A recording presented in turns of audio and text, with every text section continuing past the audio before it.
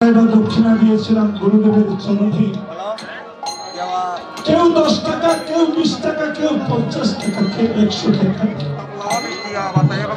ওই টাকার জন্য নয় বাবা, আমার মতো পাপিকে উদ্ধার করবে বলে সেদিন গুরুদেব বাবার কর্ণকুহরে কৃষ্ণ মন্ত্র দানের মাধ্যমে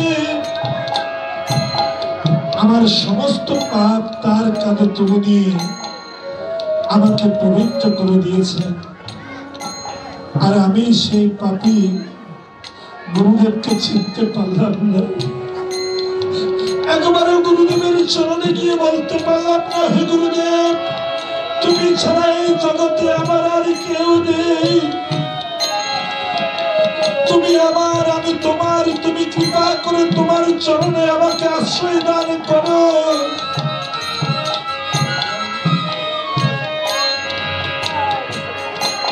শ্রী ভক্তগণ, তাই পদকর্তা বলছেন, শ্রী গুরু করুণা সিন্ধু আধার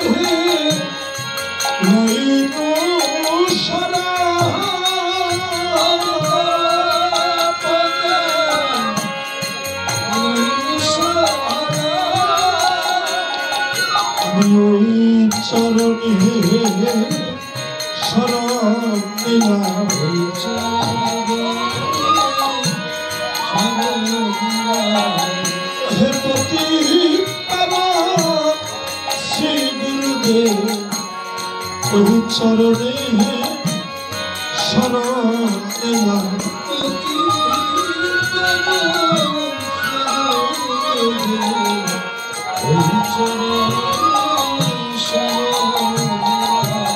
আমার চরণ ছাড়া করো না হে,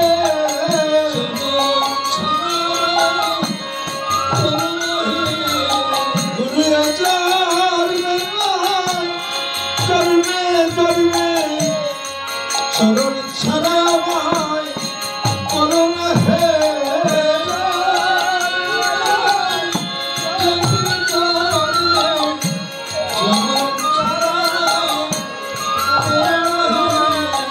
চরণ যেন শরণে থাকে,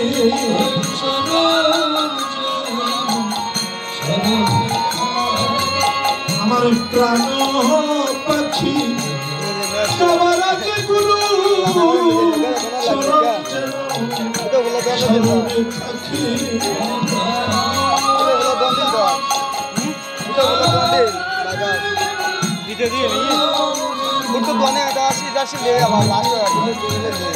পদকর্তা বলছে, হে গুরুদেব, তোমার কাছে আমি আর কিছুই চাই না।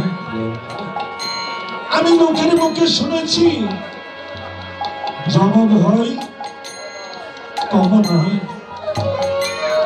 যেদিন যমরাজ এসে আমাকে নিয়ে যাওয়ার জন্য আমার সম্মুখে দাঁড়াবে, সেদিন ওই যমরাজকে দর্শন করে আমার সমস্ত স্মৃতিশক্তি নষ্ট হয়ে যাবে। সেদিন আমি আর কাউকে চিনতে পারবো না। আমার ছেলে এসে আমাকে জড়িয়ে ধরে বলবে, বাবা তোমার কি হয়েছে, তুমি এমন করছো কেন? সেদিন আমার ছেলে ওই ছেলেটা আমার কাছে অচেনা লাগবে। পদকর্তা বলছে, হে গুরুদেব, তাতে আমার কোনো আপত্তি নেই, তুমি আমাকে আশীর্বাদ করো।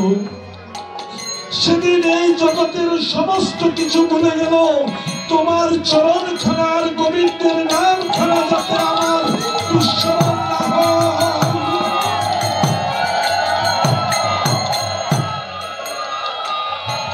সেদিন যাতে তোমার চরণ স্মরণ করতে করতে, তোমার নাম নিতে নিতে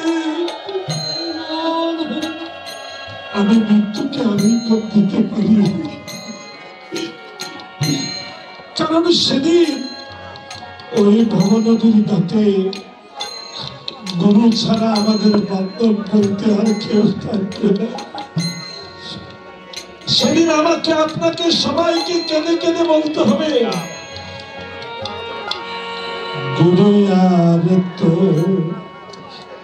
কেহ নাই রে গুরু, আর তো কেহ নাই, শেষের দিনে তোমায়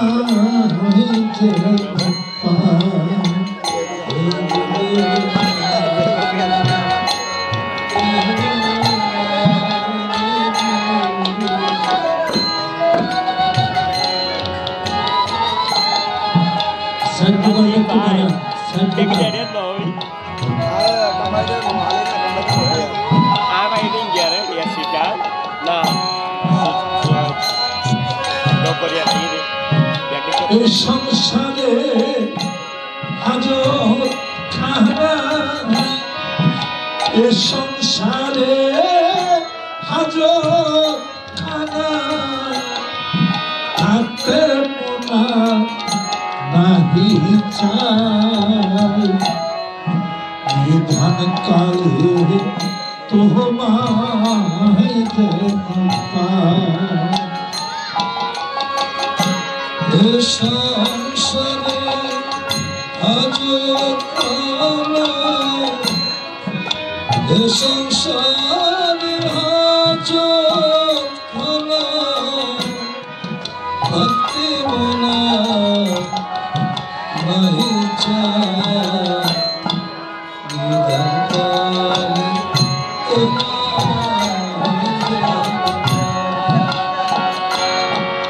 গুরু তো কেহ নাই রে গুরু, আর তো কেহ নাই,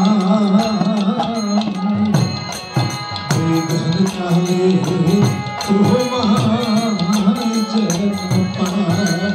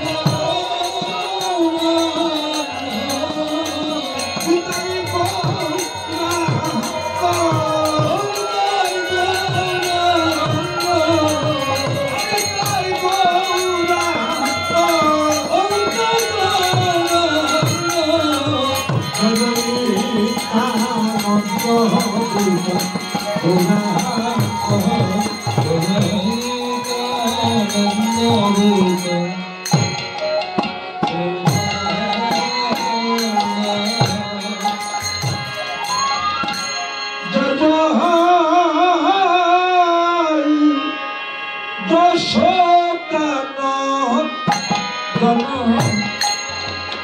সচি সুতা গৌরা চন্দ্র যশোদানন্দন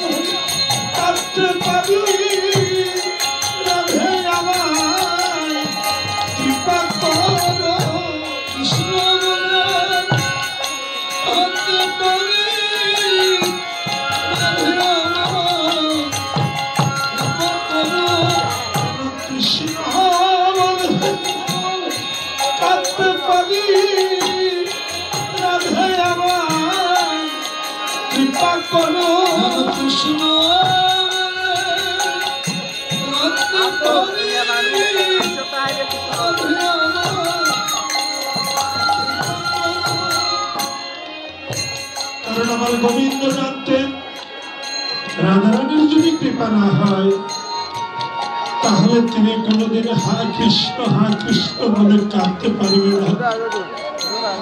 তাই সেদিন আমার গোবিন্দ বলছে, রাধে তুমি আমাকে কৃপা করো, আমি যাতে হা কৃষ্ণ বলে ধোলাই গোরা